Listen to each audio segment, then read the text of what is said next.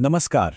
अगर कोई shorts creator है तो आज एक ऐसी पहेली को सुलझाने की कोशिश करेंगे जो शायद बहुत से लोगों को परेशान कर रही हो। ये कई क्रिएटर्स की कहानी है, तो चलिए देखते हैं। सोचिए, बहुत मेहनत की गई, 1000 सब्सक्राइबर्स का माइलस्टोन भी पार हो गया और पिछले 90 दिनों में शॉर्ट्स पर 1 करोड़ से भी ज्यादा व्यूज आ गए। वाह! लेकिन जब मोनेटाइजेशन के लिए अप्लाई करने की बारी आई तो पता चला कि चैनल एलिजिबल ही नहीं है। आखिर ऐसा हो क्यों रहा है? ये एक बहुत ही बड़ी और आम समस्या है जिसके बारे में ज्यादा बात नहीं होती। ठीक है, तो चलिए इस मामले की तह तक जाते हैं। इस रहस्य को सुलझाने के लिए हमें सबसे पहले YouTube पार्टनर प्रोग्राम के जो बेसिक नियम हैं उन्हें समझना होगा।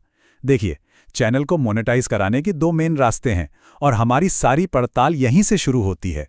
तो मोनेटाइजेशन के 2 रास्ते हैं। एक है लंबी वीडियोस का, जिसके लिए चाहिए 4000 घंटे का वॉच टाइम, और दूसरा है शॉर्ट्स का, जिसके लिए 90 दिनों में 1 करोड़ पब्लिक व्यूज चाहिए। हाँ, 1000 सब्सक्राइबर्स तो दोनों के लिए ही जरूरी हैं। अब ये नियम सुनने में तो बड़े सीधे साधे लगते हैं, पर असली खेल इन्हीं के अंदर छिपा हुआ है।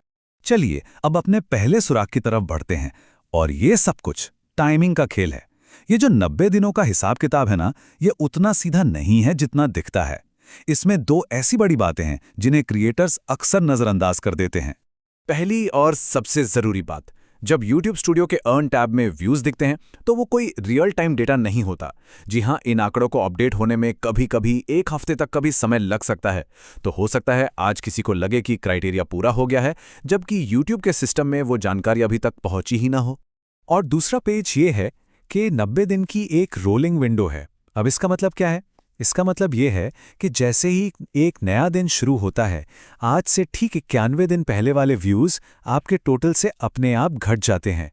तो अगर कोई शॉर्ट 90 दिन पहले वायरल हुआ था, तो बहुत मुमकिन है कि आज उसके व्यूज़ काउंट से बाहर हो गए हों। इसी वजह से व्यू काउंट लगभग हर दिन ऊपर नीचे होता रहता है। अब आते हैं सबसे अहम सुराग पर, जो शायद इस पूरी कन्फ्यूजन की असली जड़ है, और वो ये है कि YouTube की नज़र में हर व्यू बराबर नहीं होता। कुछ व्यूज चैनल पर दिखते तो हैं, लेकिन जब मोनेटाइजेशन की गिनती होती है तो उन्हें शामिल ही नहीं किया जाता। ये तो शायद हम सब जानते हैं कि जो अनलिस्टेड, प्राइवेट या डिलीट की गई वीडियोस होती हैं, उनके व्यूज मोनेटाइजेशन के लिए नहीं गिने जाते। ये नियम लंबी वीडियोस और शॉर्ट्स दोनों पर एक जैसा लागू होता है। लेकिन एक और तरह के व्यूज हैं जो काउंट नहीं होते, और शायद वही सबसे बड़ी वजह है। और ये है इस पूरे रहस्य का सबसे बड़ा खुलासा। अगर कोई अपने शॉर्ट्स को गूगल एड्स के जरिए प्रमोट कर रहा है ताकि ज्यादा से ज्यादा व्यूज मिलें, तो उन प्रमोशन से आने वाले व्यूज मोनेटाइजेशन के 1 करोड़ व्यूज के क्राइटेरिया में बिल्कुल भी नहीं गिने जाएंगे। ये नियम बिल्कुल वैसा ही है जैसा लंबी वीडियोस के लिए होता है। जैसे एड्स से मिला वॉच टाइम मोनेटाइजेशन के लिए काउंट नहीं होता, ठीक उसी तरह एड्स से मिले व्यूज शॉर्ट्स के लिए भी काउंट नहीं होते। चैनल पर टोटल व्यूज तो बढ़ते हुए दिखेंगे, लेकिन मोनेटाइजेशन का मीटर आगे नहीं बढ़ेगा। यही वो छिपा हुआ नियम है जिसके बारे में ज्यादातर क्रिएटर्स को पता ही नहीं होता।